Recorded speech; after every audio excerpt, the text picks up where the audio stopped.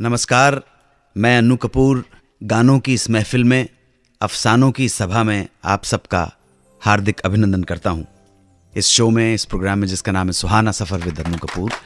धन्यवाद। सिर्फ 92.7 big FM पर। अभी साज दिल में तराने बहुत हैं, अभी जिंदगी के बहाने बहुत हैं, दरे गैर पर भीख मांगो न फन की, जब अपने ही घर में खजाने बहुत हैं।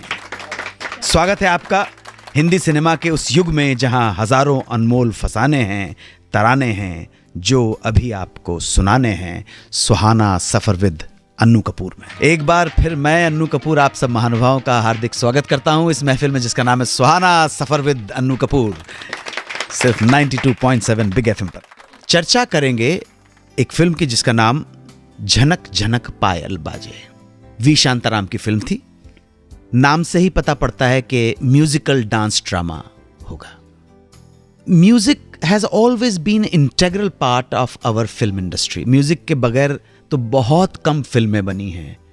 आप में से कोई तो बता सकता है बिल्कुल जिस फिल्म के अंदर कोई गाना, डांस, म्यूजिक उस तरह से नहीं हो? कोई जी बता सकते हैं? शायद मुझे याद आ रहा है एक दो ही फिल्में ऐसी हैं जिसमें, एक फिल्म तो आप ही ने की थी, एक रुका हुआ फैसला। जी बिल्कुल सही है, बिल्कुल जी बताइए। पुष्पक में बिल्कुल सही बात है, बिल्कुल सही। कमल हासन की पुष्पक फिल्म के अंदर कोई नहीं था। इत्तेफाक भी यश चोपड़ा ने फिल्म डायरेक्ट की थी, बीआर चोपड़ा के प्रोडक्शन हाउस के लिए, उसके अंदर भी कोई गीत नहीं था। लेकिन बहुत कम ऐसी फिल्में हैं। अमूमन हमारी फिल्मों के अंदर डांस और गाना इंटीग्रल पार्ट होता है हिंदी फिल्म इंडस्ट्री का या हिंदुस्तानी फिल्म का। तो झनक झनक पायल बाजी की म्यूजिकल डांस ड्रामा है। वी शांताराम ने मेन हीरो के रोल के लिए लिया फेमस कथक डांसर जो फिल्मों में आकर बहुत ज़्यादा पॉपुलर हो चुके थे, गोपी कृष्ण को। अब गोपी कृष्ण के साथ हीरोइन के रोल के लिए किसको लें? तो उन्होंने लिया अपनी तत्कालीन साली संध्या को। जी बोलिए, कुछ कहना चाहते हैं मुझे? क्योंकि इस फिल्म का सब्जेक्ट ऐसा था, तो मैं ये जानना चाह रहा था कि क्या संध्या जी बहुत कमाल की डांसर थी या कुछ उन्होंने डांस की कभी नहीं, देखिए जहाँ तक हमारे पास जानकारी है, इस तरह का तो कोई प्रमाण मिलता नहीं है कि संध्या बहुत अच्छी डांसर थी या बहुत आला दर्जे की अदाकारा रही हो वो, या बहुत नामी अदाकारा रही हो। जहाँ तक हमें प्रमाणित मिलता है, विद ड्यू रिस्पेक्ट टू हर।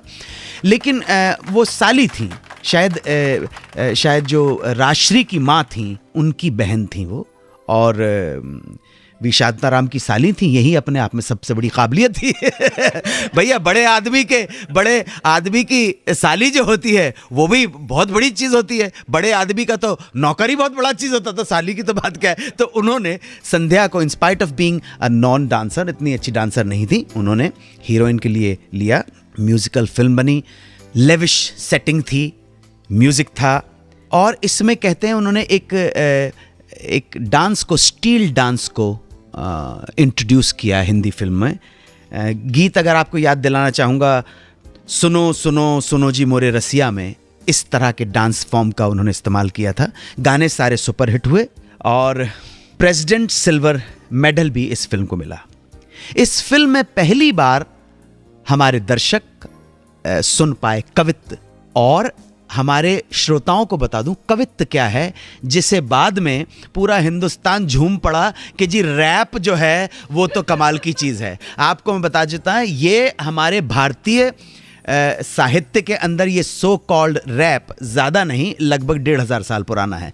हैं? ऊंचे घोर मंदिर के अंदर रहने वाली, ऊंचे घोर मंदिर के अंदर रहती थी, 3 बेरे खाती थी वो 3 बेरे खाती थी, नगन जड़ाती थी वो नगन जड़ाती थी। ये कब का? शिवा को बखानु के बघानु छत्रसाल को निकसते म्यानते मयूर कहते फानु कहते फारे तम तुम से गए नके जाल।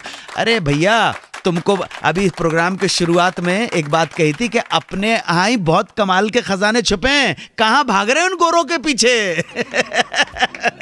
इस फिल्म का जो ओपनिंग टाइटल म्यूजिक है, चर्चा कर रहे हैं झनक झनक पायल बाजे की, वो उस्ताद आमिर खान साहब ने गाया था।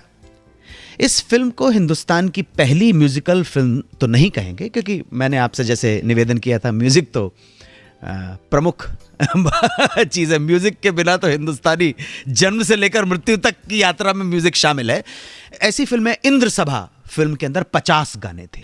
ये झनक झनक पायल बाजे टेक्निकल फिल्म बनी थी। वापस आकर बात करेंगे एक बेटी की जो हीरोइन बनना चाहती थी, जिसे लॉन्च किया उसकी मदर ने, और ये बेटी जैसे ही हीरोइन बन गई, स्टार बनने के बाद उसके संबंध ही बिगड़ गए उस माँ से जिसने उसे लॉन्च किया था।